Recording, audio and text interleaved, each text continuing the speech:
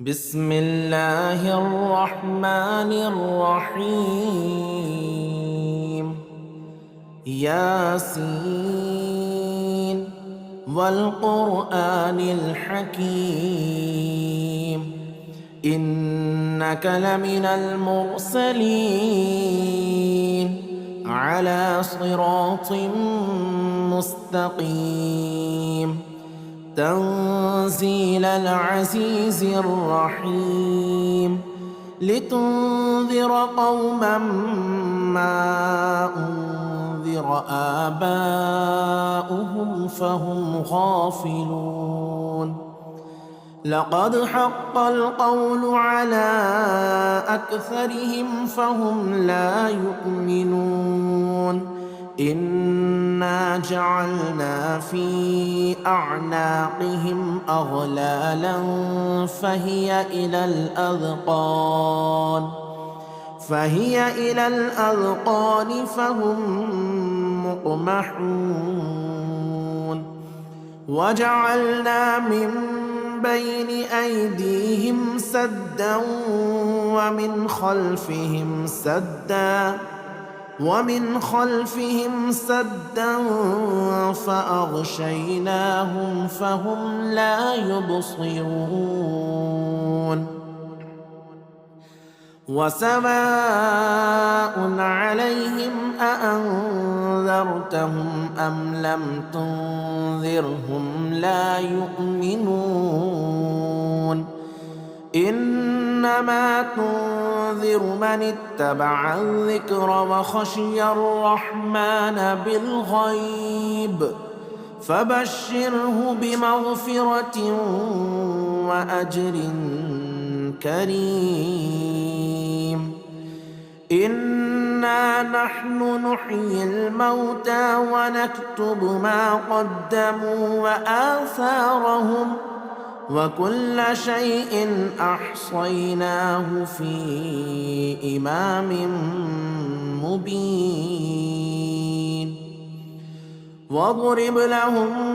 مثلا أصحاب القرية إذ جاءها المرسلون إذ أرسلنا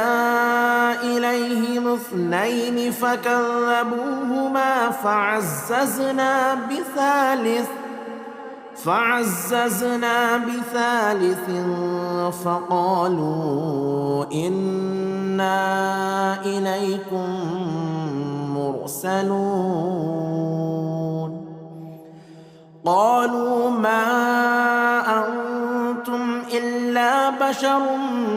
مثلنا وما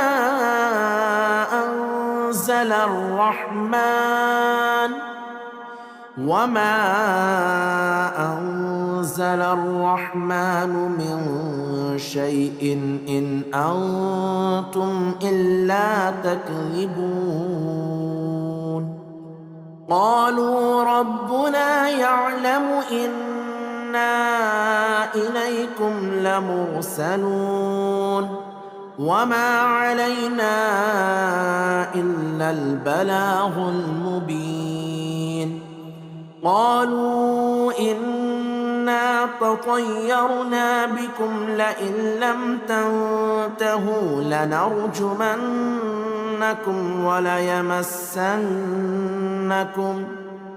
وليمسنكم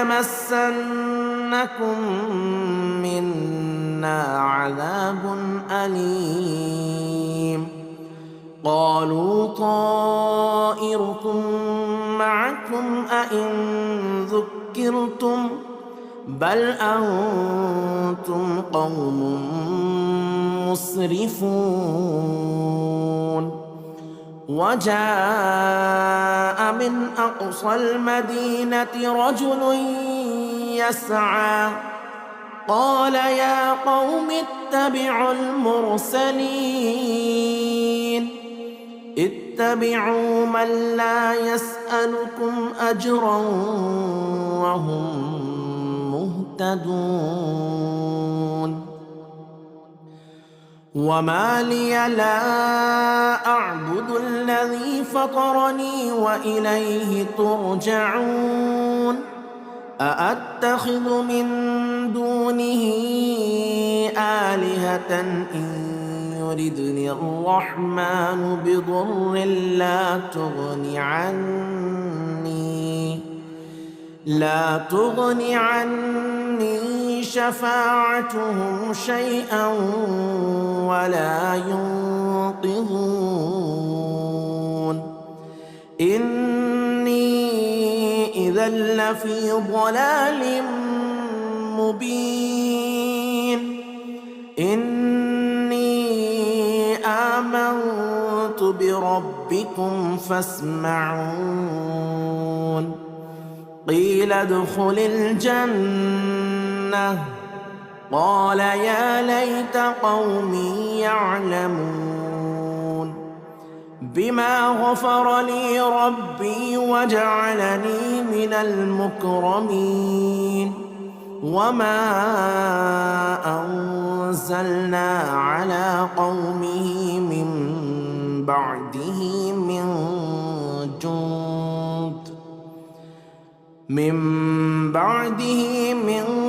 جند من السماء وما كنا منزلين إن كانت إلا صيحة واحدة فإذا هم خامدون يا حسرة على العباد ما يأتيهم من رسول إلا كانوا به يستهزئون ألم يروا كم أهلكنا قبلهم من القرون أنهم إليهم لا يرجعون وإن كل لما جميع لدينا محضرون وآية لهم الأرض الميتة أحييناها وأخرجنا منها حبا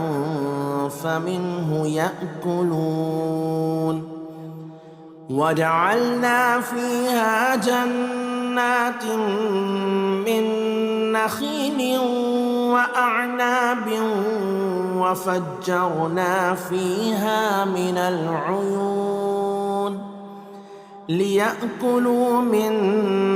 ثمره وما عملته أيديهم أفلا يشكرون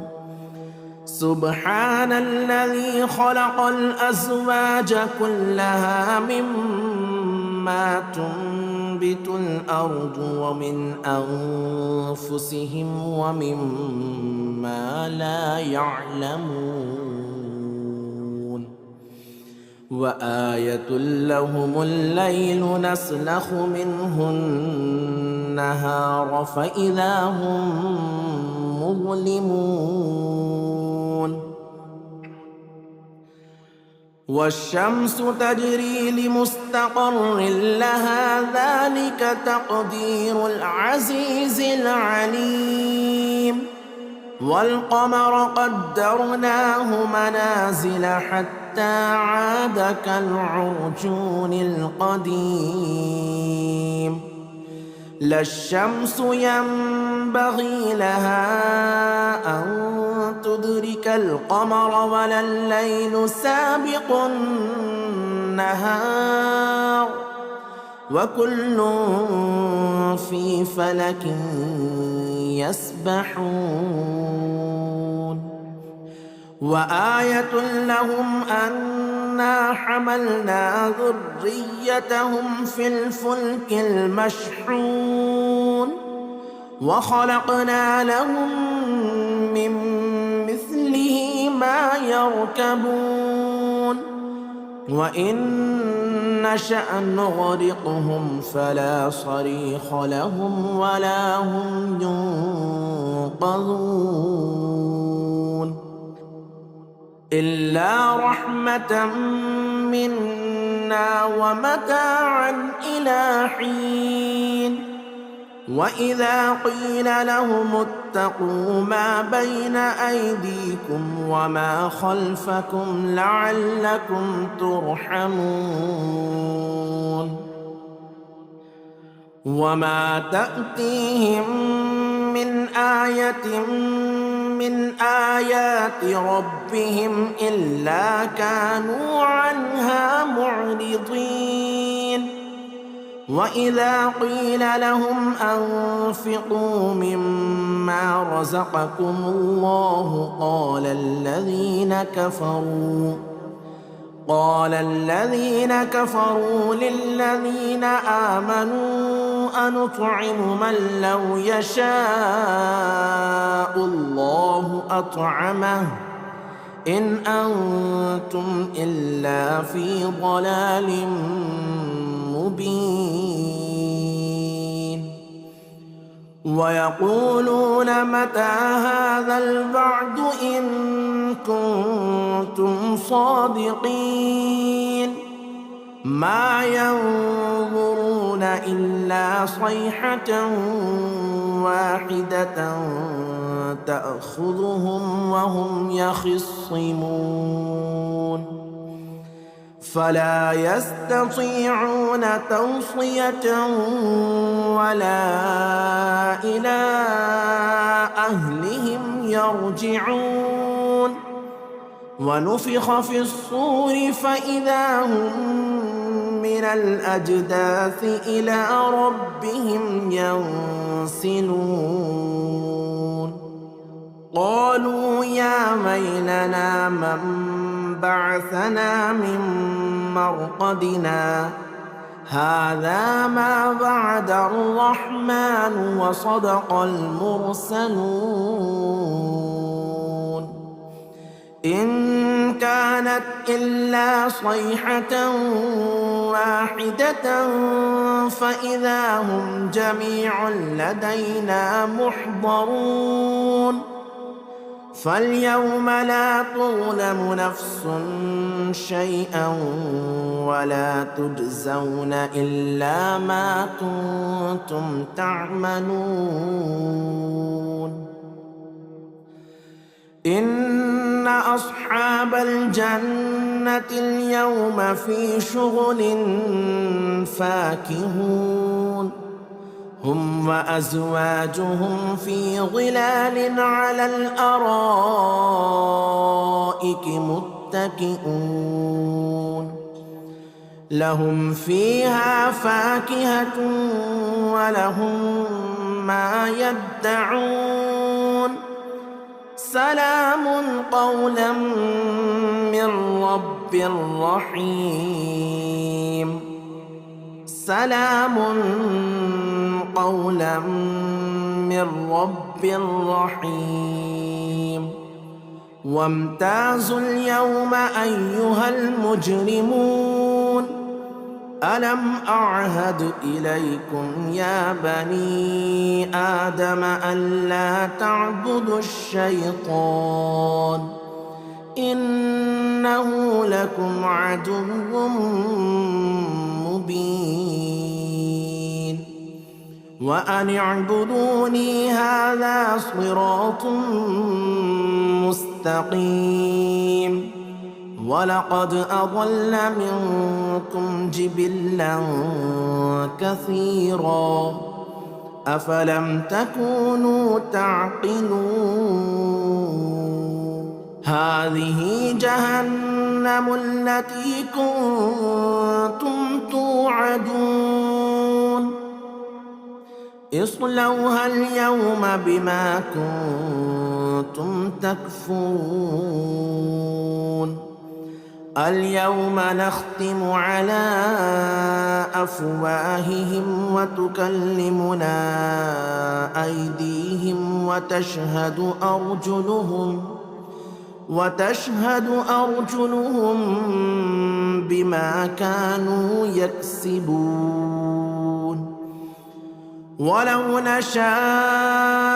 لطمسنا على أعينهم فاستبقوا الصراط فأنى يبصرون ولو نشاء لمسخناهم على مكانتهم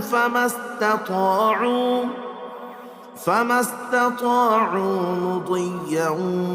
ولا يرجعون. ومن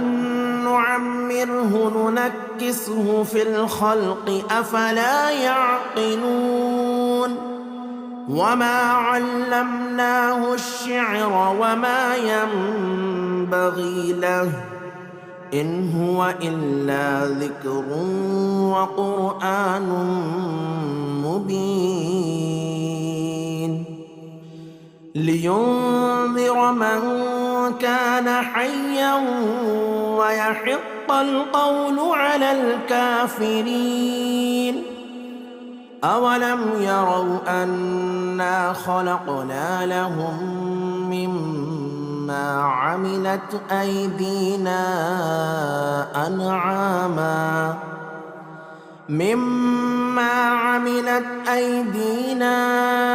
أنعاما فهم لها مالكون. وذللناها لهم فمنها ركوبهم ومنها يأكلون ولهم فيها منافع ومشارب أفلا يشكرون. واتخذوا من دون الله آلهة لعلهم ينصرون. لا يستطيعون نصرهم وهم لهم جند محضرون. فلا يحزنك قولهم إنا نعلم ما يسرون وما يعلنون. أولم ير الإنسان أنا خلقناه من نطفة فإذا هو خصيم مبين. وضرب لنا مثلا ونسي خلقه قال من يحيي العظام وهي رميم. قل يحييها الذي أنشأها أول مرة وهو بكل خلق عليم. الذي جعل لكم من الشجر الأخضر نارا فإذا أنتم منه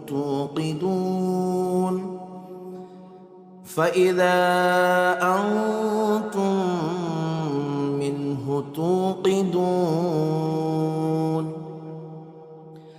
أوليس الذي خلق السماوات والأرض بقادر على أن يخلق مثلهم بلى وهو الخلاق العليم. إنما أمره إذا أراد شيئا أن يقول له كن فيكون. فسبحان الذي بيده ملكوت كل شيء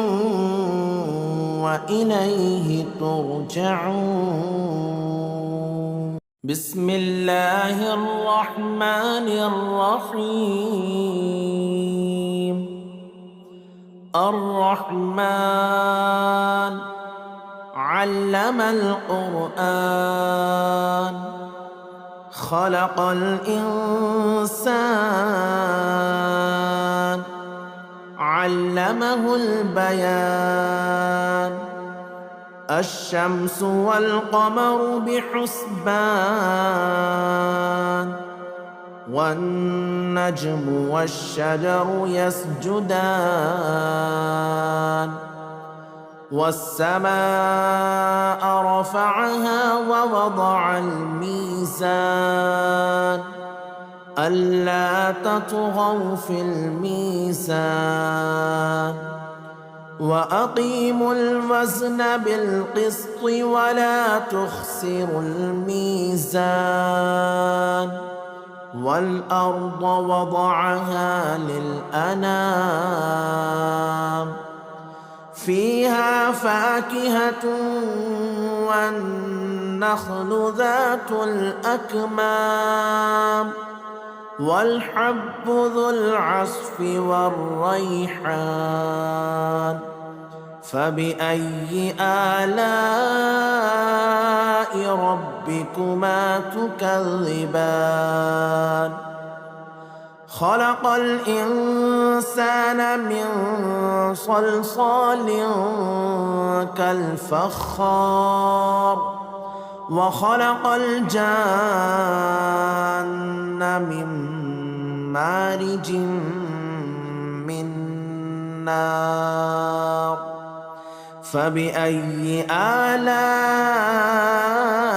ربكما تكذبان رب المشرقين ورب المغربين فبأي آلاء ربكما تكذبان مرج البحرين يلتقيان بينهما برزخ لا يبغيان فبأي آلاء ربكما تكذبان يخرج منهما اللؤلؤ والمرجان فبأي آلاء ربكما تكذبان وله الجبال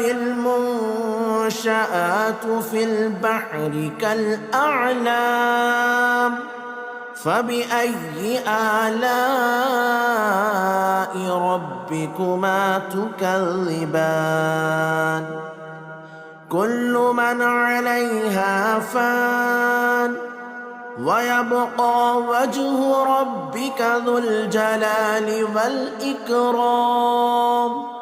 فبأي آلاء ربكما تكذبان يسأله من في السماوات والأرض كل يوم هو في شأن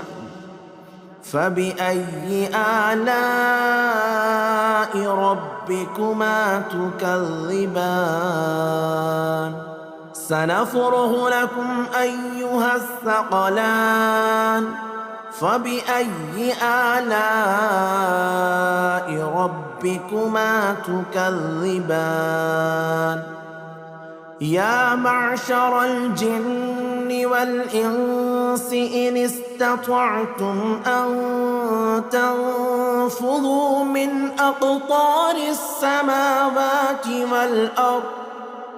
أقطار السماوات والأرض فانفذوا لا تنفذون إلا بسلطان فبأي آلاء ربكما تكذبان يرسل عليكما شواظ من نار ونحاس فلا تنتصران فبأي آلاء ربكما تكذبان فإذا انشقت السماء فكانت وردة كالدهان فبأي آلاء ربكما تكذبان فيومئذ لا يسأل عن ذنبه إنس ولا جان فبأي آلاء ربكما ربكما تكذبان يعرف المجرمون بسيماهم فيؤخذ بالنواصي والأقدام فبأي آلاء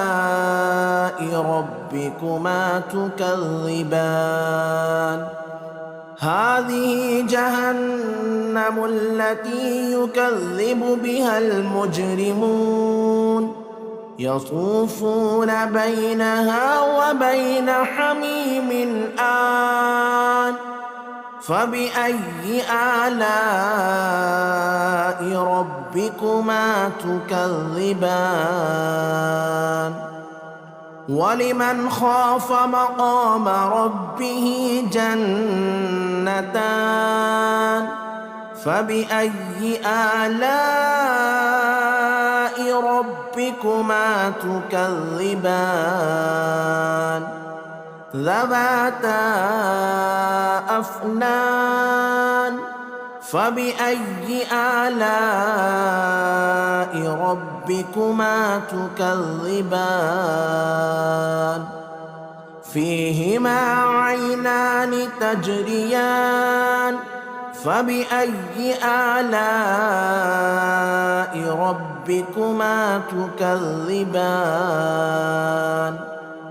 فيهما من كل فاكهة زوجان فبأي آلاء ربكما تكذبان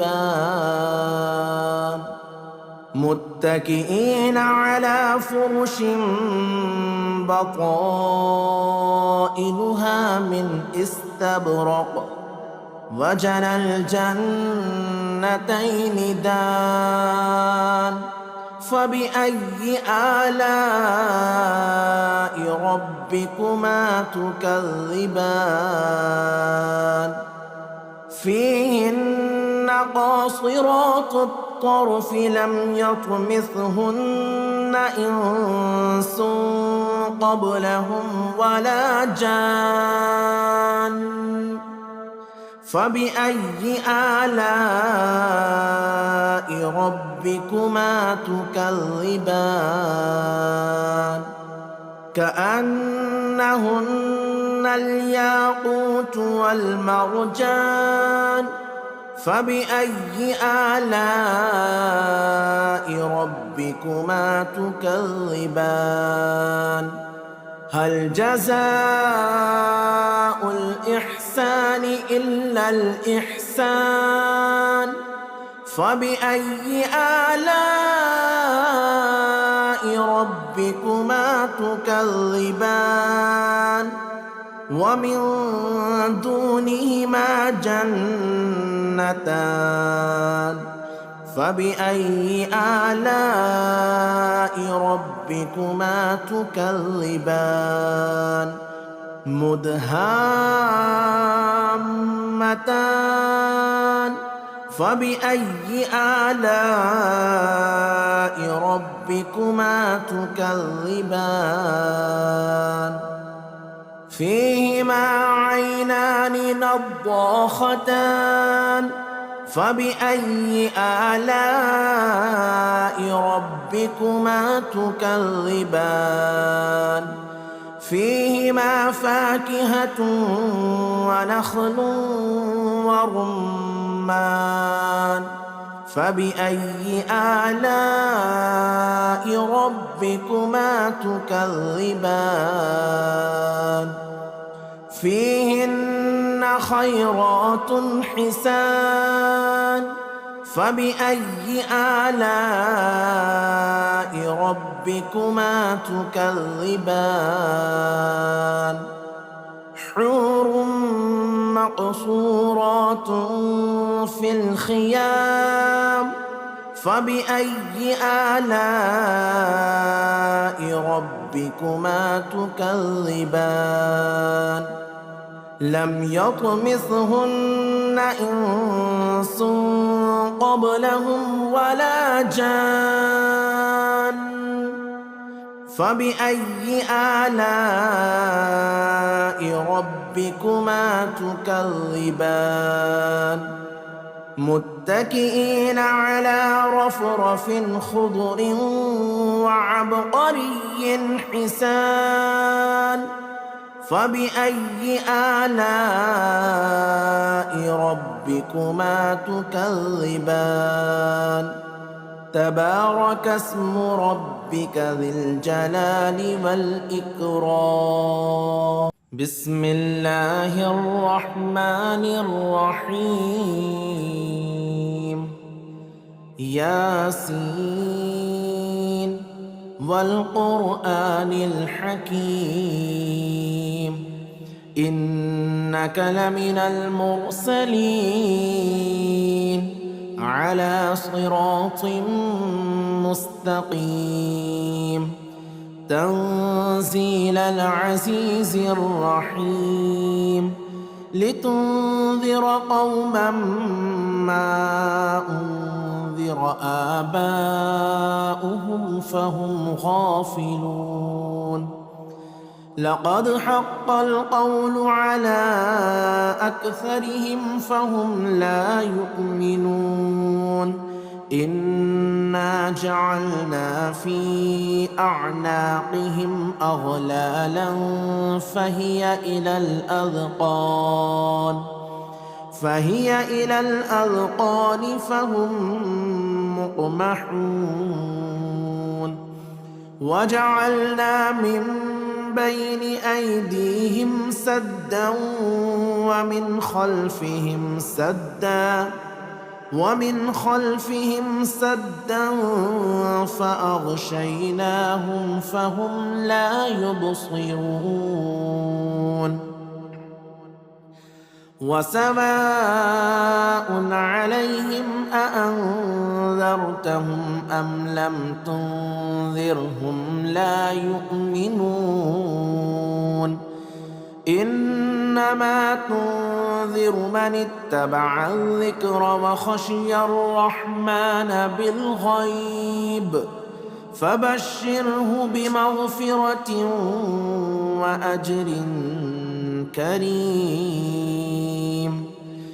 إنا نحن نحيي الموتى ونكتب ما قدموا وآثارهم وكل شيء أحصيناه في إمام مبين واضرب لهم مثلا أصحاب القرية إذ جاءها المرسلون إذ أرسلنا إليهم 2 فكذبوهما فعززنا بثالث فقالوا إنا إليكم مرسلون قالوا ما أنتم إلا بشر مثلنا وما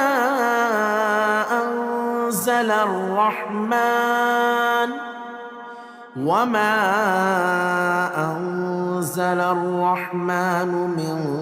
شيء إن أنتم إلا تكذبون قالوا ربنا يعلم إنا إليكم لمرسلون وما علينا إلا البلاغ المبين قالوا إنا تطيرنا بكم لئن لم تنتهوا لنرجمنكم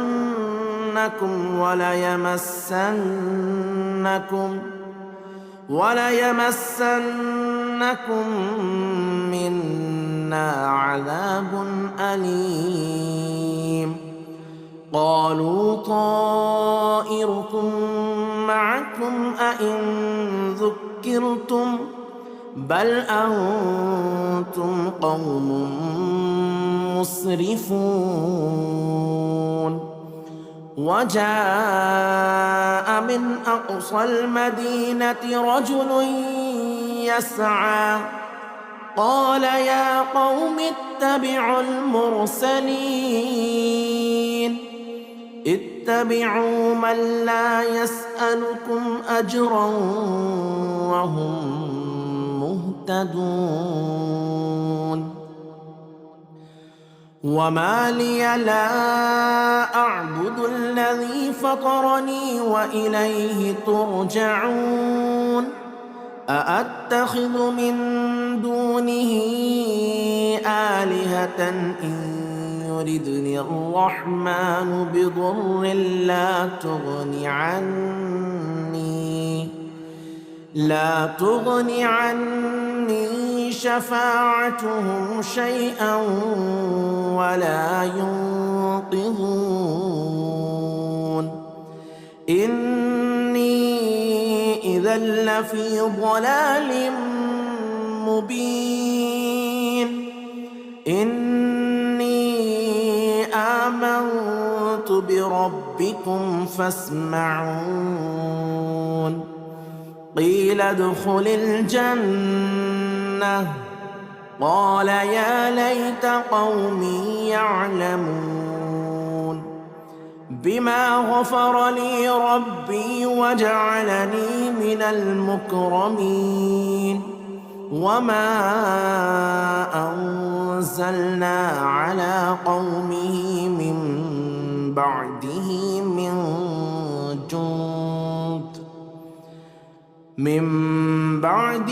من جند من السماء وما كنا منزلين إن كانت إلا صيحة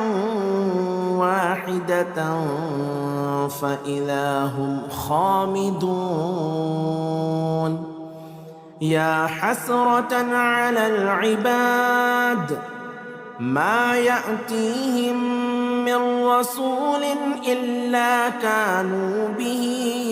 يستهزئون ألم يروا كم أهلكنا قبلهم من القرون أنهم إليهم لا يرجعون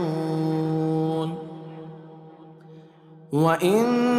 كل لما جميع لدينا محضرون وآية لهم الأرض الميتة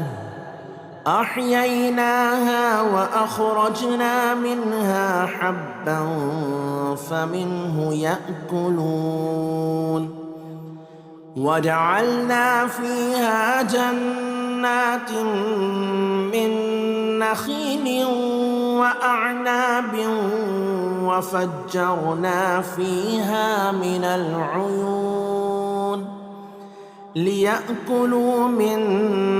ثمره وما عملته أيديهم أفلا يشكرون سبحان الذي خلق الأزواج كلها مما تنبت الأرض ومن أنفسهم ومما لا يعلمون وآية لهم الليل نسلخ منه النهار فإذا هم مظلمون والشمس تجري لمستقر لها ذلك تقدير العزيز العليم والقمر قدرناه منازل حتى عاد كالعرجون القديم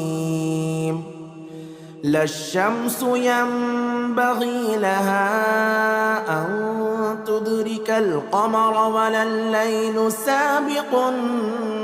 النهار وكل في فلك يسبحون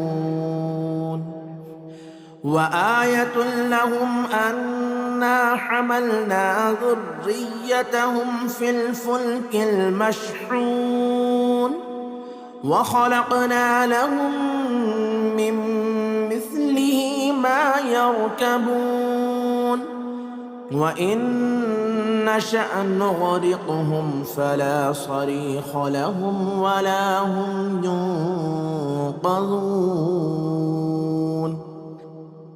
إلا رحمة منا ومتاعا إلى حين وإذا قيل لهم اتقوا ما بين أيديكم وما خلفكم لعلكم ترحمون وما تأتيهم من آية من آيات ربهم إلا كانوا عنها معرضين وإذا قيل لهم أنفقوا مما رزقكم الله قال الذين كفروا للذين آمنوا أنطعم من لو يشاء الله أطعمه إن أنتم إلا في ضلال مبين ويقولون متى هذا الوعد إن كنتم صادقين ما ينظرون إلا صيحة واحدة تأخذهم وهم يخصمون فلا يستطيعون توصية ولا إلى أهلهم يرجعون ونفخ في الصور فإذا هم من الأجداث إلى ربهم ينسلون قالوا يا ويلنا من بعثنا من مرقدنا هذا ما وعد الرحمن وصدق المرسلون إن كانت إلا صيحة واحدة فإذا هم جميع لدينا محضرون فاليوم لا تظلم نفس شيئا ولا تجزون إلا ما كنتم تعملون إن أصحاب الجنة اليوم في شغل فاكهون هم وأزواجهم في ظلال على الأرائك متكئون لهم فيها فاكهة ولهم ما يدعون سلام قولا من رب رحيم سلام قولا من رب رحيم وامتازوا اليوم أيها المجرمون ألم أعهد إليكم يا بني آدم ألا تعبدوا الشيطان إنه لكم عدو مبين وأن اعبدوني هذا صراط مستقيم ولقد أضل منكم جبلا كثيرا أفلم تكونوا تعقلون هذه جهنم التي كنتم توعدون اصلوها اليوم بما كنتم تكفرون اليوم نختم على أفواههم وتكلمنا أيديهم وتشهد أرجلهم بما كانوا يكسبون ولو نشاء لطمسنا على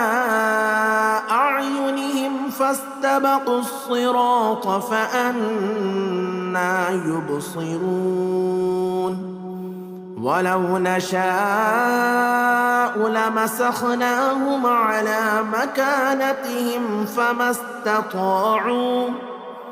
فما استطاعوا مضيا ولا يرجعون ومن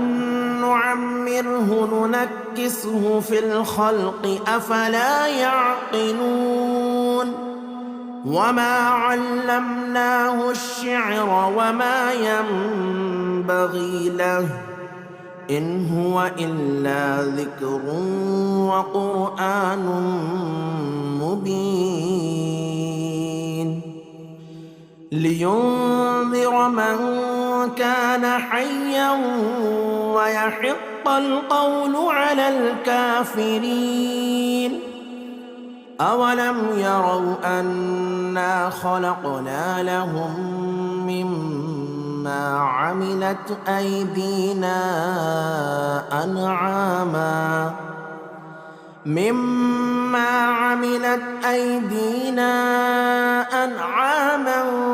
فهم لها مالكون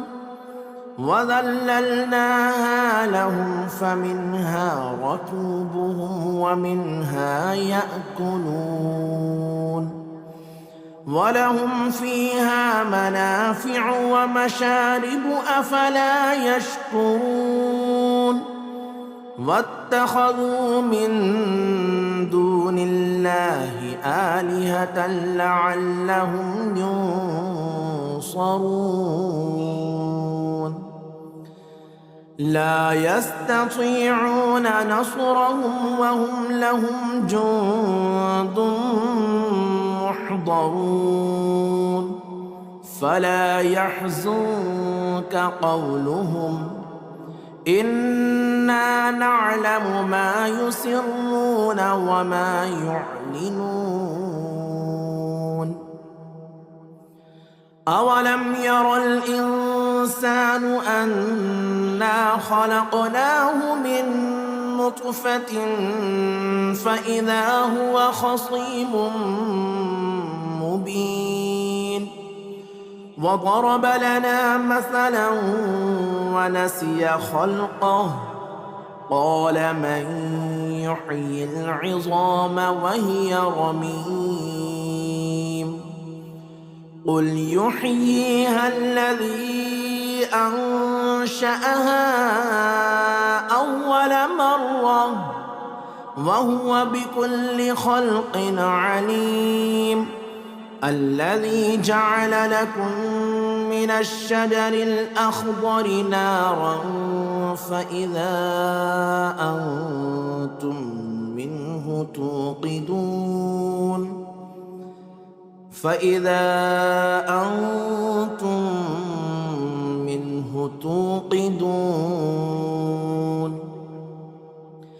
أوليس الذي خلق السماوات والأرض بقادر على أن يخلق مثلهم بلى وهو الخلاق العليم إنما أمره إذا أراد شيئا أن يقول له كن فيكون فسبحان الذي بيده ملكوت كل شيء وإليه ترجعون بسم الله الرحمن الرحيم الرحمن علم القرآن خلق الإنسان علمه البيان الشمس والقمر بحسبان والنجم والشجر يسجدان والسماء رفعها ووضع الميزان ألا تطغوا في الميزان وأقيموا الوزن بالقسط ولا تخسروا الميزان والأرض وضعها للأنام فيها فاكهة والنخل ذات الأكمام والحب ذو العصف والريحان فبأي آلاء ربكما تكذبان خلق الإنسان من صلصال كالفخار وخلق الجان من مارج من نار فبأي آلاء ربكما تكذبان رب المشرقين ورب المغربين فبأي آلاء ربكما تكذبان مرج البحرين يلتقيان بينهما برزخ لا يبغيان فبأي آلاء ربكما تكذبان يخرج منهما اللؤلؤ والمرجان فبأي آلاء ربكما تكذبان وله الجوار المنشآت في البحر كالأعلام فبأي آلاء ربكما تكذبان كل من عليها فان ويبقى وجه ربك ذو الجلال والإكرام فبأي آلاء ربكما تكذبان يسأله من في السماوات والأرض كل يوم هو في شأن فبأي آلاء ربكما تكذبان سنفرغ لكم أيها الثقلان فبأي آلاء ربكما تكذبان يا معشر الجن والإنس إن استطعتم أن تنفذوا من أقطار السماوات والأرض فانفذوا لا تنفذون إلا بسلطان فبأي آلاء ربكما تكذبان يرسل عليكما شواظ من نار ونحاس فلا تنتصران فبأي آلاء ربكما تكذبان فإذا انشقت السماء فكانت وردة كالدهان فبأي آلاء ربكما تكذبان فيومئذ لا يسأل عن ذنبه إنس ولا جان فبأي آلاء ربكما تكذبان يعرف المجرمون بسيماهم فيؤخذ بالنواصي والأقدام فبأي آلاء ربكما تكذبان هذه جهنم التي يكذب بها المجرمون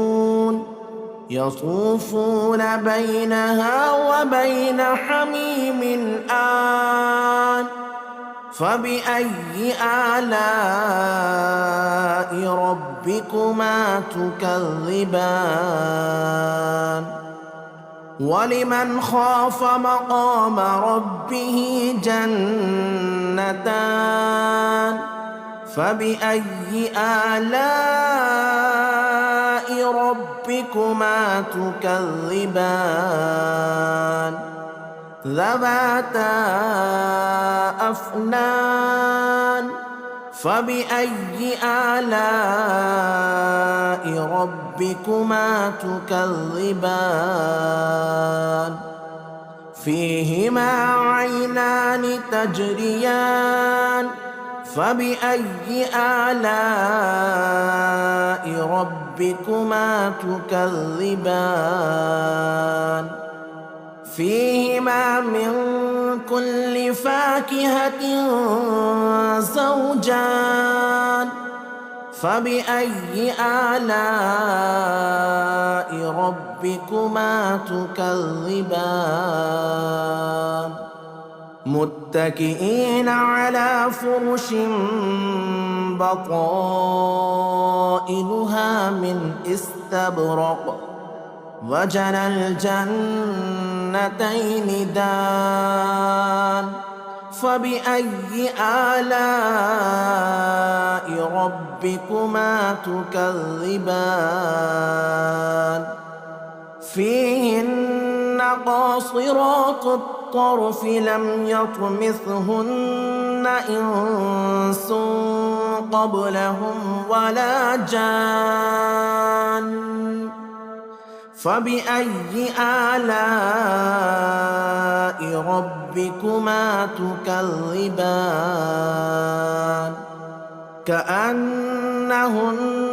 الياقوت والمرجان فبأي آلاء ربكما تكذبان هل جزاء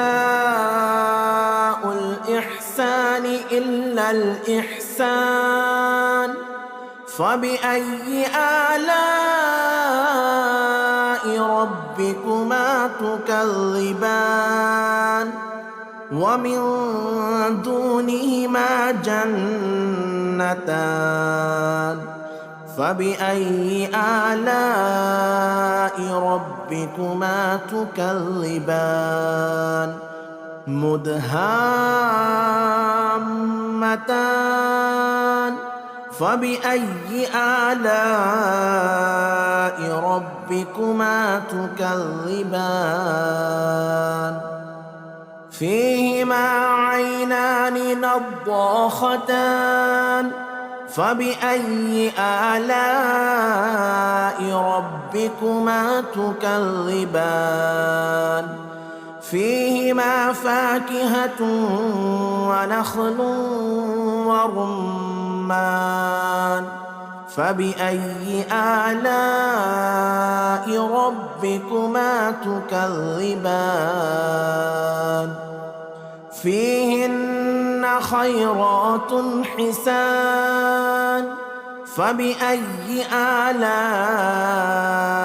ربكما تكذبان حور مقصورات في الخيام فبأي آلاء ربكما تكذبان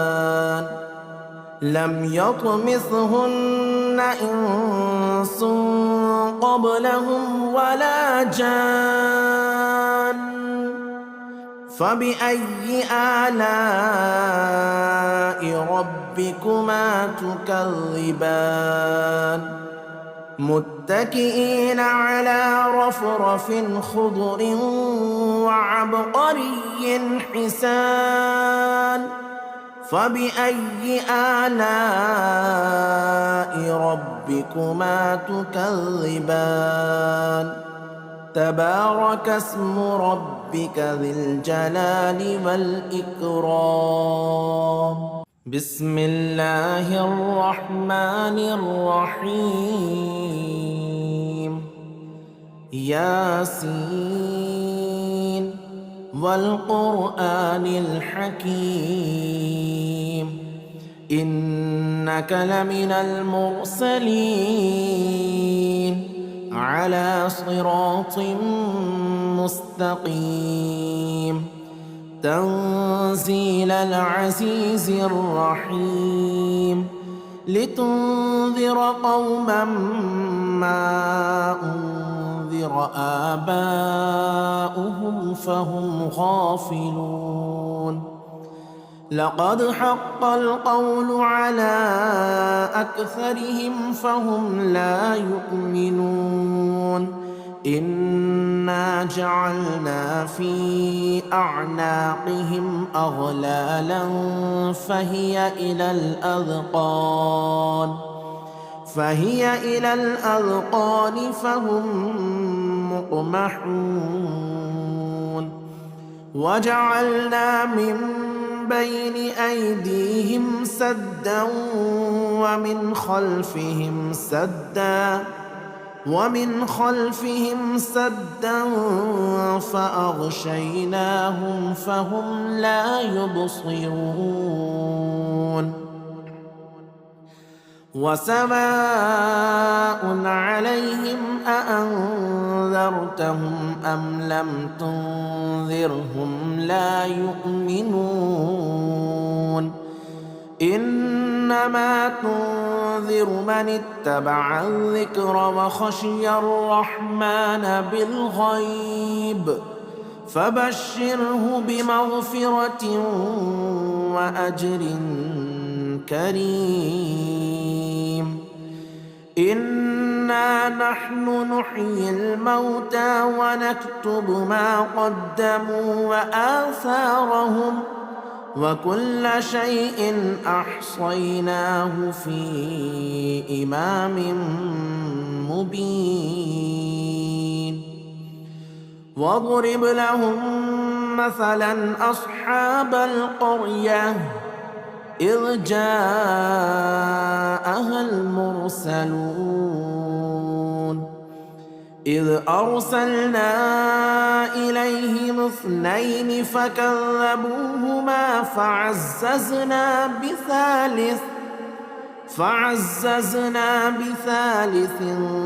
فقالوا إنا إليكم مرسلون قالوا ما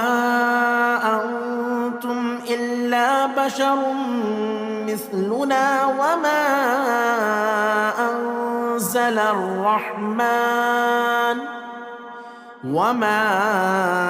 أنزل الرحمن من شيء إن أنتم إلا تكذبون قالوا ربنا يعلم إنا إليكم لمرسلون وما علينا إلا البلاغ المبين قالوا إنا إنا تطيرنا بكم لئن لم تنتهوا لنرجمنكم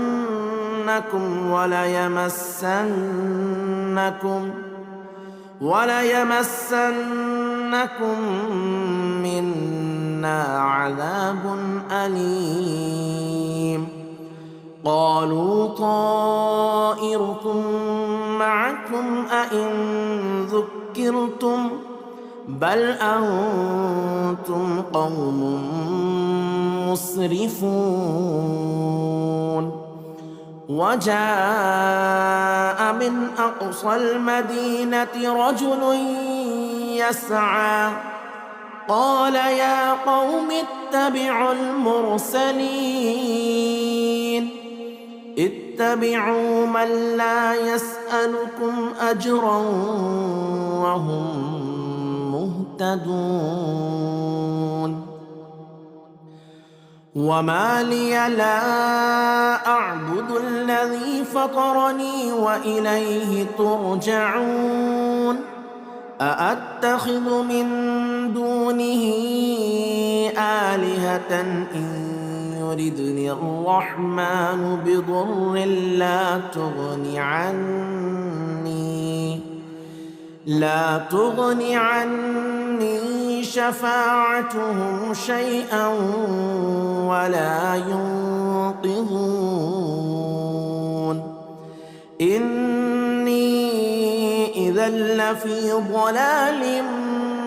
مبين. إني آمنت بربكم فاسمعون.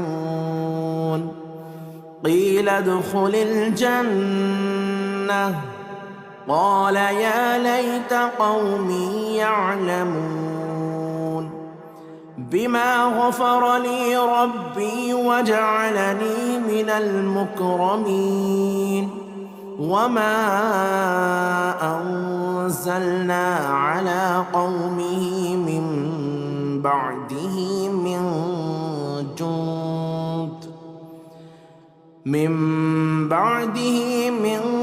جند من السماء وما كنا منزلين.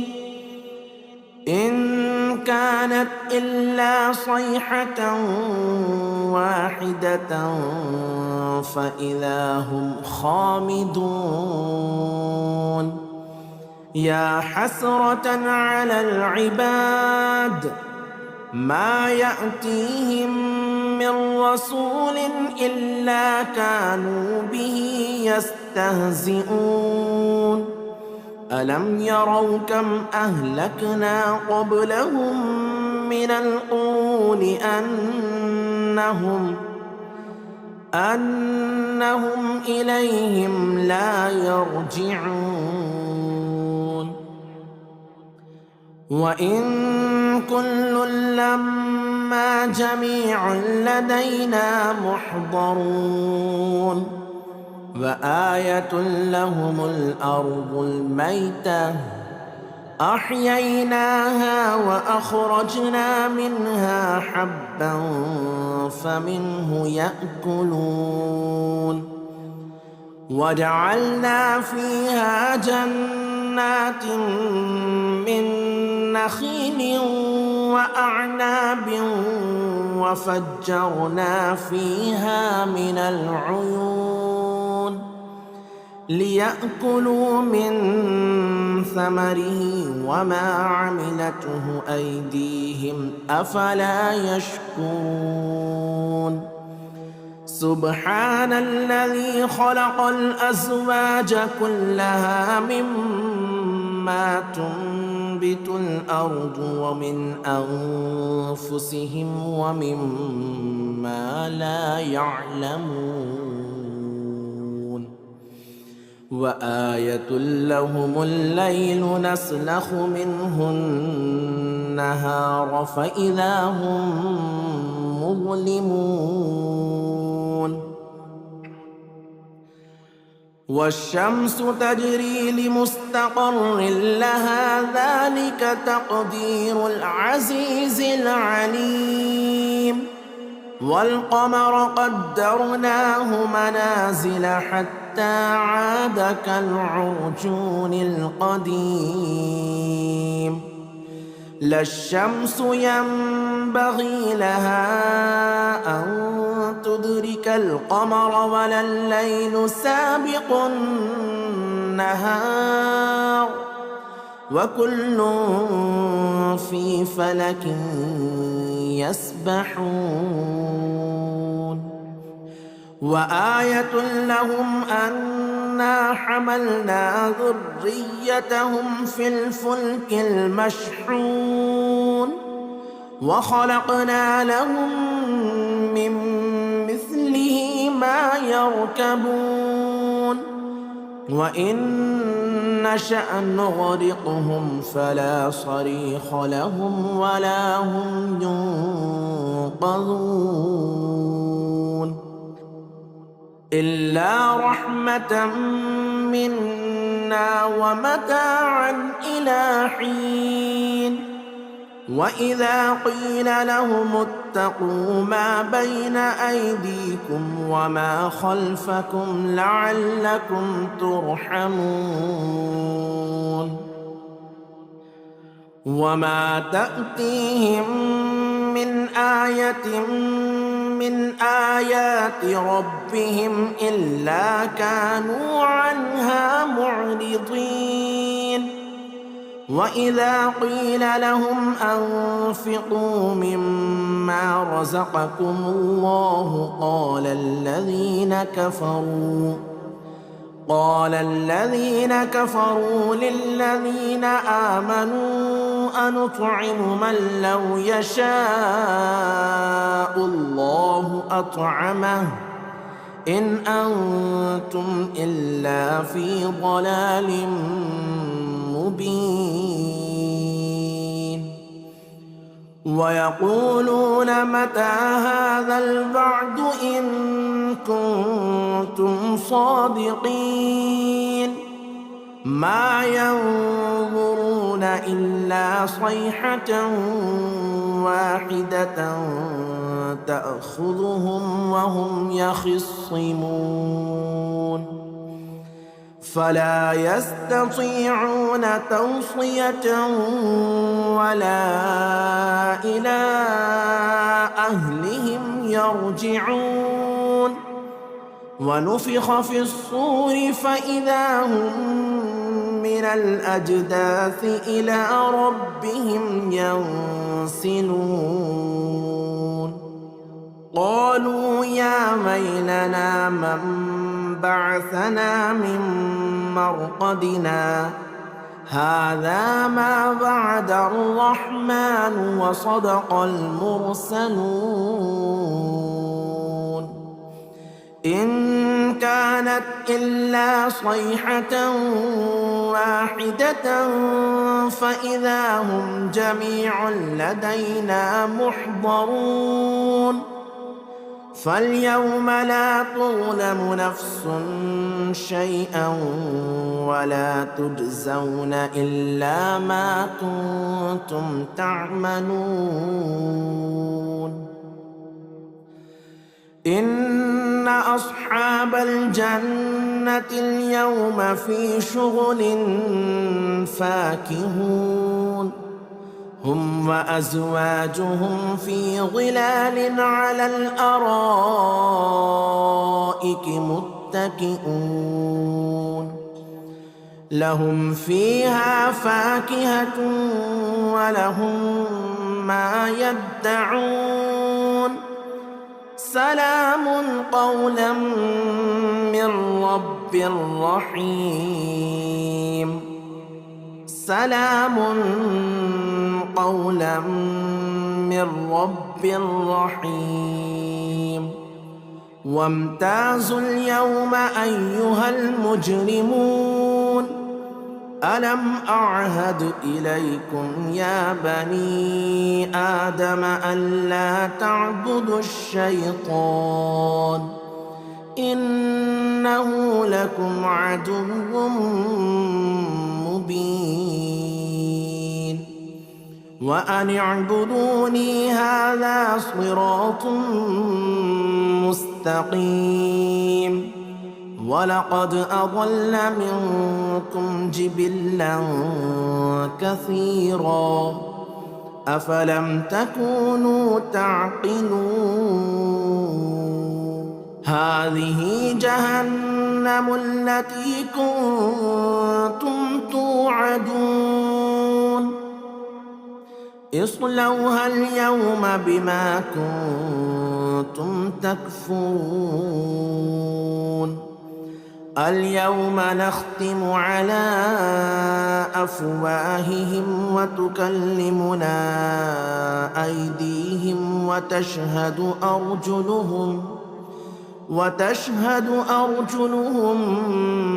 بما كانوا يكسبون ولو نشاء لطمسنا على أعينهم فاستبقوا الصراط فأنى يبصرون ولو نشاء لمسخناهم على مكانتهم فما استطاعوا مضيا ولا يرجعون ومن نعمره ننكسه في الخلق أفلا يعقلون وما علمناه الشعر وما ينبغي له إن هو إلا ذكر وقرآن مبين لينذر من كان حيا ويحق القول على الكافرين أولم يروا أنا خلقنا لهم مما عملت أيدينا أنعاما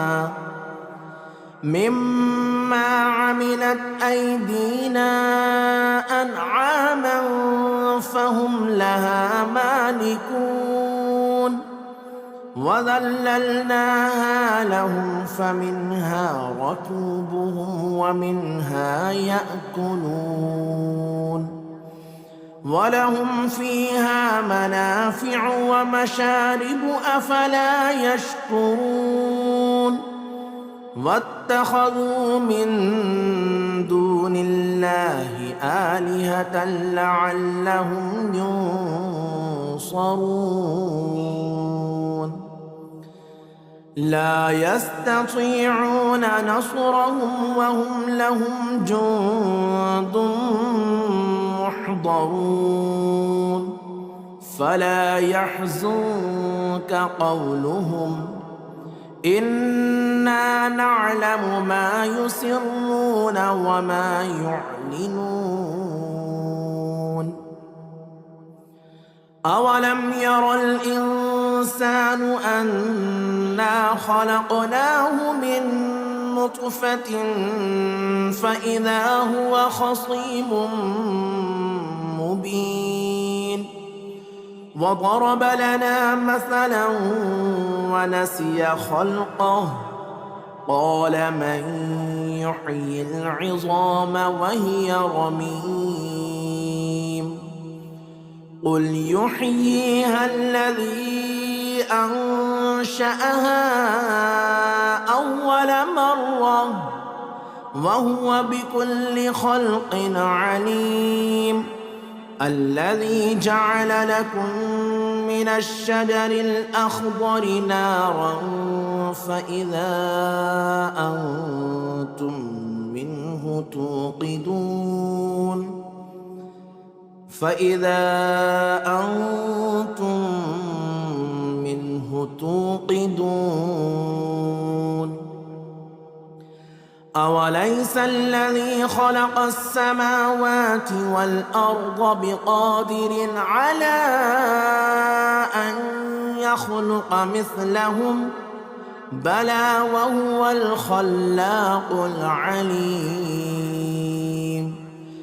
إنما أمره إذا أراد شيئا أن يقول له كن فيكون فسبحان الذي بيده ملكوت كل شيء وإليه ترجعون بسم الله الرحمن الرحيم الرحمن علم القرآن خلق الإنسان علمه البيان الشمس والقمر بحسبان والنجم والشجر يسجدان والسماء رفعها ووضع الميزان ألا تطغوا في الميزان وأقيموا الوزن بالقسط ولا تخسروا الميزان والأرض وضعها للأنام فيها فاكهة والنخل ذات الأكمام والحب ذو العصف والريحان فبأي آلاء ربكما تكذبان خلق الإنسان من صلصال كالفخار وخلق الجان من مارج من نار فبأي آلاء ربكما تكذبان رب المشرقين ورب المغربين فبأي آلاء ربكما تكذبان مرج البحرين يلتقيان بينهما برزخ لا يبغيان فبأي آلاء ربكما تكذبان يخرج منهما اللؤلؤ والمرجان فبأي آلاء ربكما تكذبان وله الجبال المنشآت في البحر كالأعلام فبأي آلاء ربكما تكذبان كل من عليها فان ويبقى وجه ربك ذو الجلال والإكرام فبأي آلاء ربكما تكذبان يسأله من في السماوات والأرض كل يوم هو في شأن فبأي آلاء ربكما تكذبان سنفرغ لكم أيها الثقلان فبأي آلاء ربكما تكذبان يا معشر الجن والإنس إن استطعتم أن تنفذوا من أقطار السماوات والأرض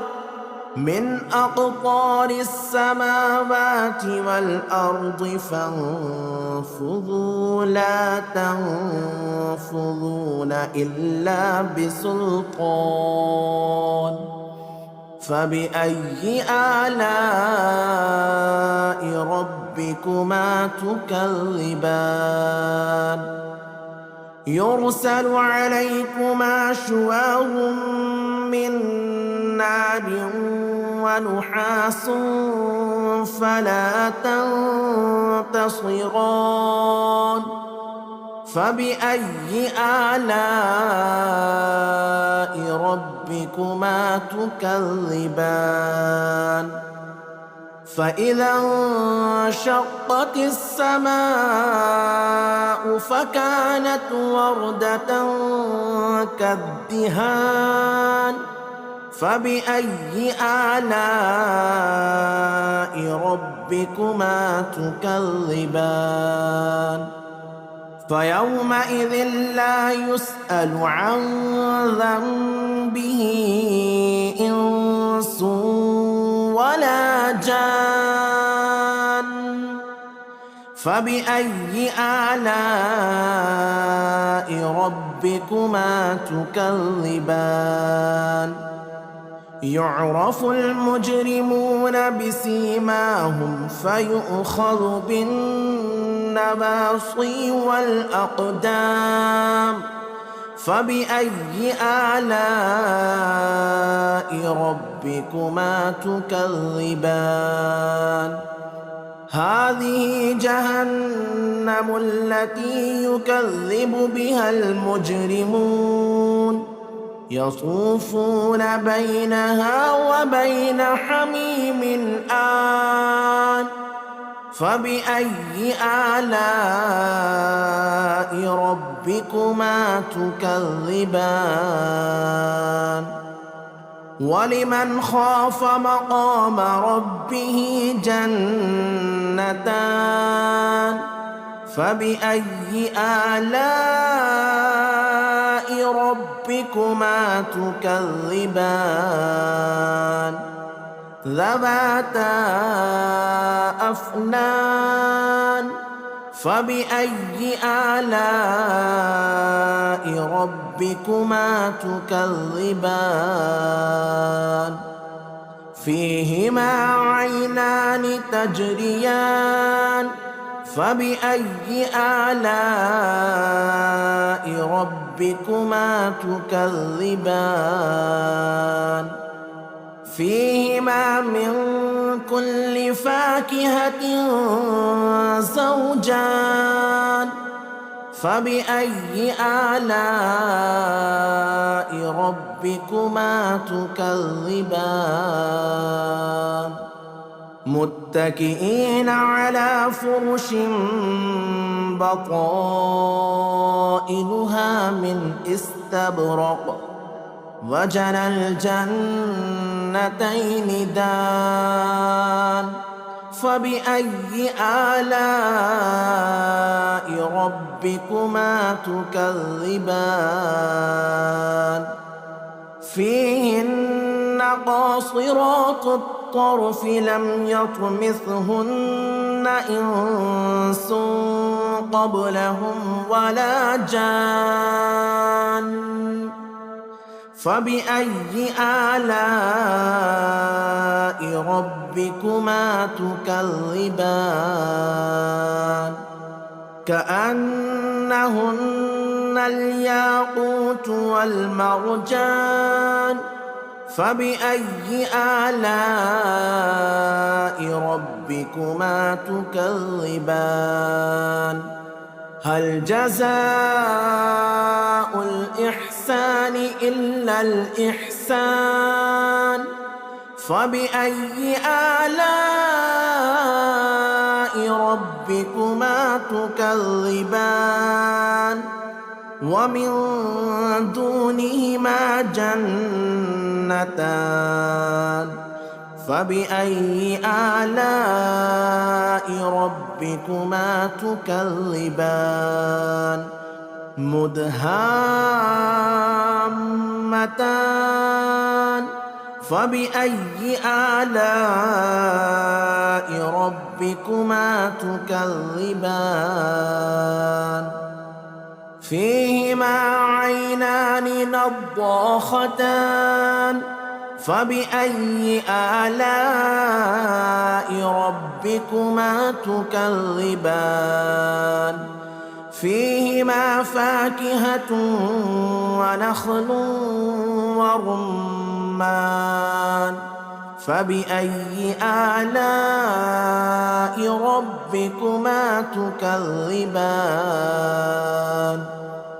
فيهن خيرات حسان